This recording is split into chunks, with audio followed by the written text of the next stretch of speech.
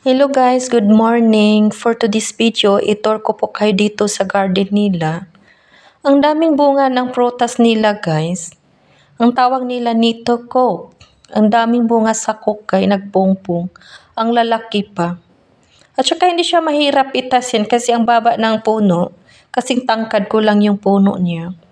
Gusto ko siyang tikman kaso sabi hindi pa daw siya tama kainin kasi medyo maasim pa at saka bagong spray daw.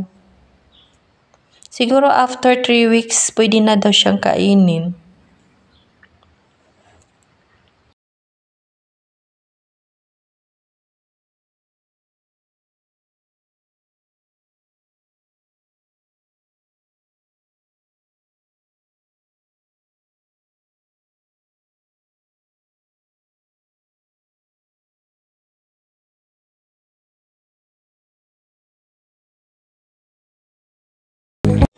Ito naman guys, apple. Ang daming bunga sa apple. May green at saka red.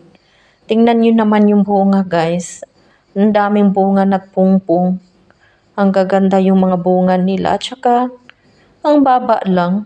Hindi na mahirap mamitas. No need na mag-akyat-akyat. Gusto ko nga siyang tikman kaso inisprehan nga daw to. At ito naman yung green. Masarap daw to siya, hindi daw to siya maasim kainin, crunchy. Ang laki ng mga garden nila. Meron din dyan na grapes, kaso lang, maliit pa ang bunga.